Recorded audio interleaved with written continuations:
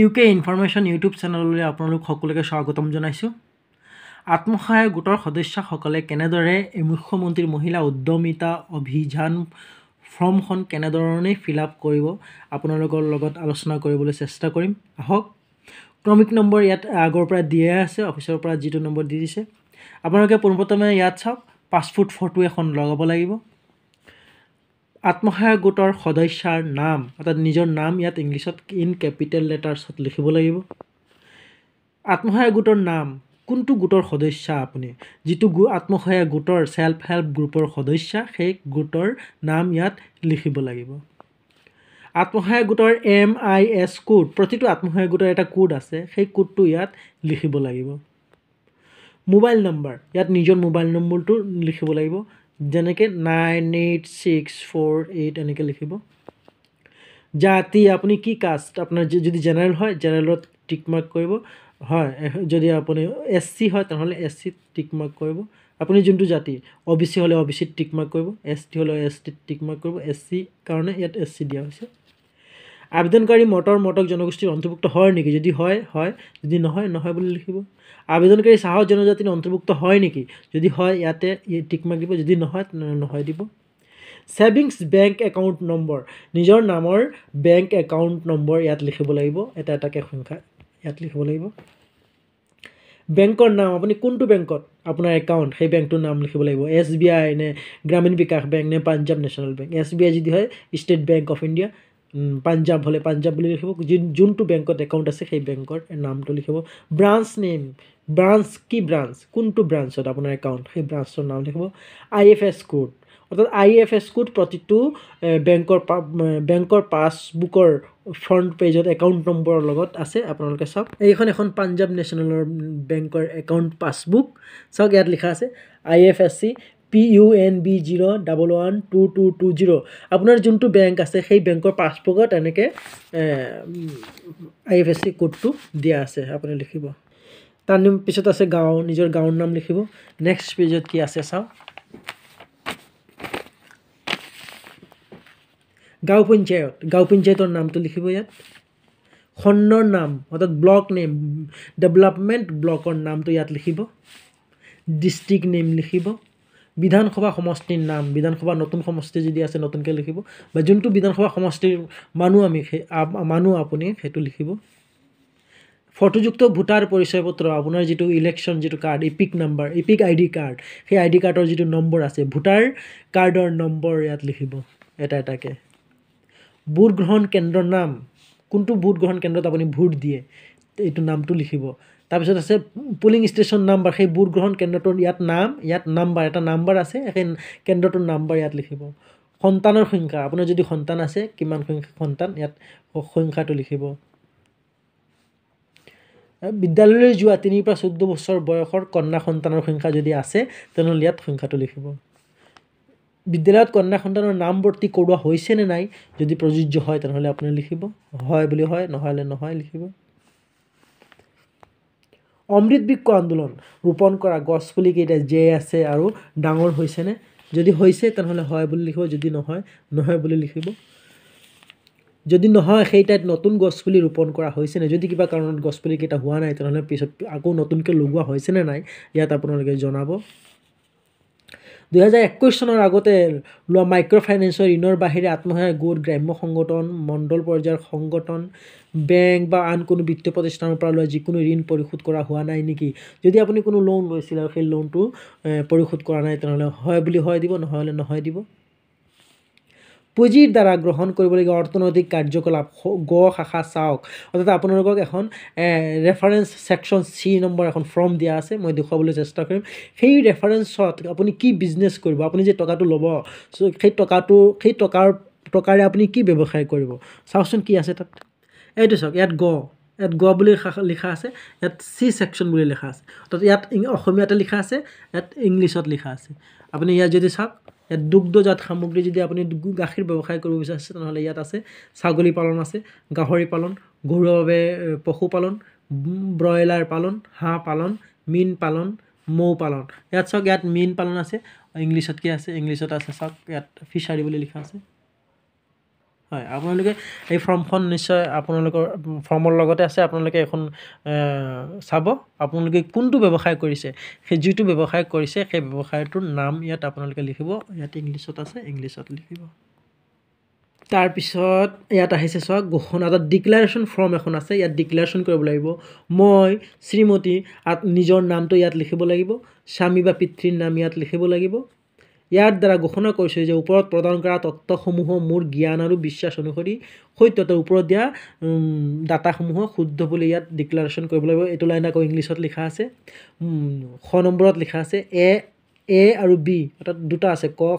খ নম্বৰত আছে মই ঘোষণা কৰিছোঁ যে চৰকাৰৰ পৰা লাভ কৰা পুঁজি মই দাখিল কৰা ব্যৱসায়িক পৰিকল্পনা অনুসৰি ব্যৱহাৰ কৰিম যিটো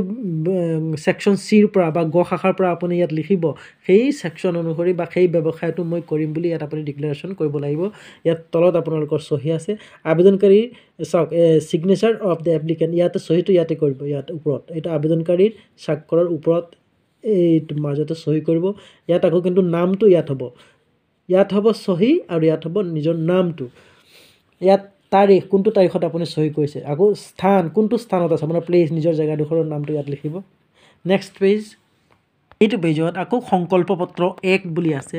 আকৌ সংকল্প পত্ৰ ইয়াতে 2 বুলি আছে সংকল্প পত্ৰ 1 মই ইয়াৰ দ্বাৰা মই শ্ৰীমতী নিজৰ নাম ইয়াত হ'ব পিতা বা স্বামীৰ নাম হ'ব বয়স হ'ব আৰু ইয়াত আত্মসহায়ক গোটৰ নাম আপুনি কোনটো আত্মসহায়ক গোটৰ সদস্য সেই গোটটোৰ নাম ইয়াত লিখিব ইয়াত কিন্তু নিজৰ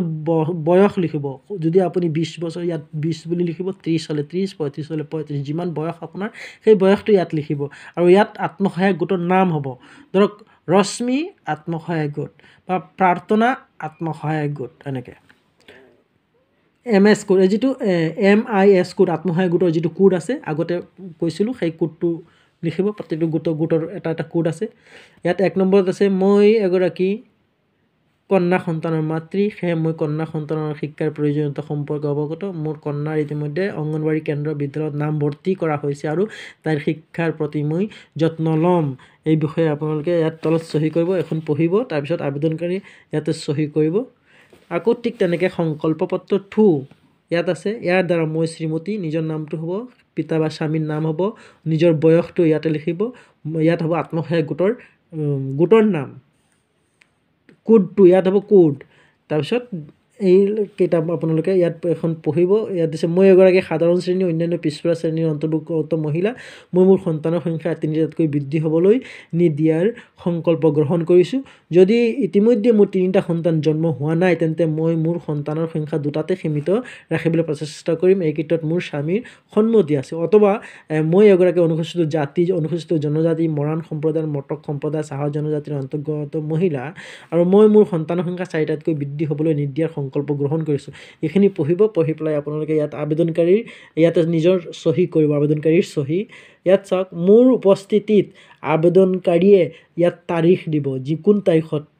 আজিৰ তাৰিখ হ'লে আজিৰ তাৰিখ দিব তাৰপিছত তাৰিখে সত্য ঘোষণা কৰি স্বাক্ষৰ কৰিলে ইয়াত সাক্ষী হিচাপে যদি আত্মসহায়ক গোটৰ সদস্য হয়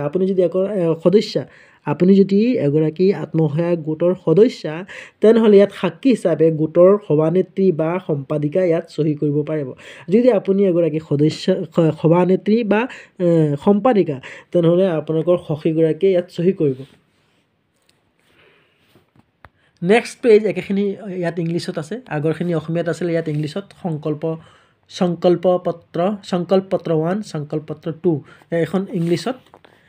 ইংলিছত দি দিছে আগৰখন অসমীয়াত এইখন ইংলিছত এখন কৰিলে হ'ল ইংলিছত কৰিলে অসমীয়াখন নালাগে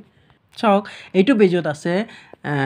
অমৃত বৃক্ষ আন্দোলনৰ অংশৰূপে ৰোপণ কৰা পুলিকেইটাৰ ফটো আপুনি যিকেইটা পুলি লগাইছিলে 2টা 3টা 4টা 5টা যদি লগাইছে বা এটা পুলি লগাইছে তেনেহ'লে আপুনি ইয়াত ফটো লগাব লাগিব পেজত এইখিনি আছে ফৰ্ম নম্বৰ গ আৰু চি কাৰ্য তালিকা গ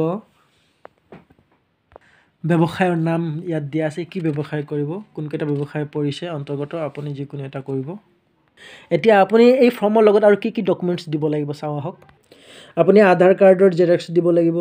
বেংক পাছবুকৰ জেৰক্স কপি দিব লাগিব আৰু ভোটাৰ কাৰ্ডৰ জেৰক্স কপি দিব লাগিব ডকুমেণ্টছ দিয়াৰ পিছতো আপুনি আৰু এখন ডকুমেণ্টছ দিব লাগিব যিখন বিজনেছ প্লেন বুলি কয় এই বিজনেছ প্লেন আপুনি কি বিজনেছ কৰিব সেই বিজনেছ সম্পৰ্কে আপুনি এখন ডকুমেণ্টছ দিব লাগিব চাওক এই বিজনেছ ফৰ্মখন কি আছে আপোনালোকে যিকোনো এখন কম্পিউটাৰ দোকানত বা জেৰক্সৰ দোকানত আপোনালোকে পাই যাব বা নিজে বনায়ো ল'ব পাৰিব ইয়াত নিজৰ নেম ফাৰ্ষ্টত আছে নিজৰ নাম মেম্বাৰ SHG মেম্বাৰ নিজৰ নামটো ইয়াত লিখিব তাৰপিছত আছে SHG MIS কোডটো আপোনালোকে দিব MIS কোডটো দিব লাগিব তাৰপিছত কাৰেণ্ট ইকনমিক এক্টিভিটি আপুনি কি এক্টিভিটি কি কৰিব আপুনি সেই হিচাপে আপোনালোকে এক্টিভিটিটো ইয়াত দিব লাগিব কাৰেণ্ট ইনকাম আপোনাৰ ইনকাম কিমান সেই হিচাপে আপুনি 50,000 দিব লাগিব বা যি আপোনাৰ ইনকাম অনুযায়ী দিব আপুনি হয়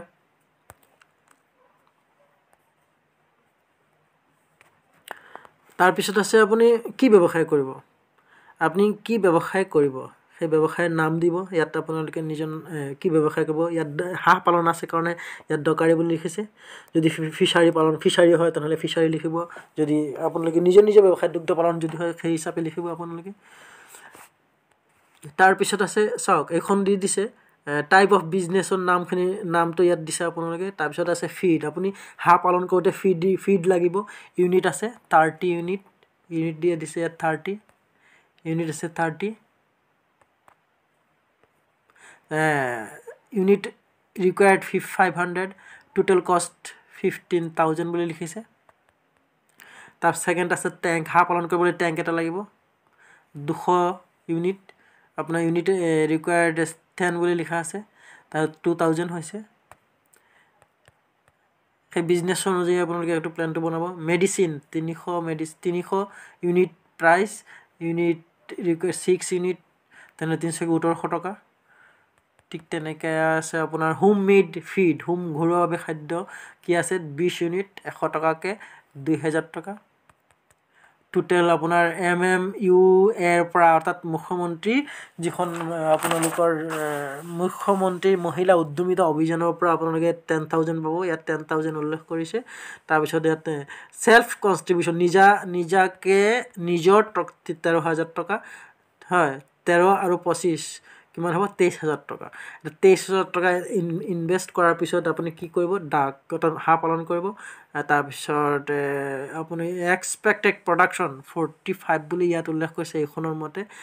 এভাৰেজ সেল প্ৰাইস 800 যদি হয় তেনেহ'লে 36,000 অৰ্থাৎ ইয়াত কৈছে আকৌ চাওক ইয়াত লিখা হৈছে এক্সপেক্টেড এডিশনাল ইনকাম পাৰ ইয়াৰ 50,000 বুলি লিখা আছে ইয়াত 50,000 ঠিক আছে থ্যাংক ইউ তলত সহি আছে নিজৰ সহিটো তলত কৰিব ইয়াতে নিজৰ সহিটো ইয়াতে কৰিব সিগনেচাৰ অফ কোঅৰ্ডিনেটৰ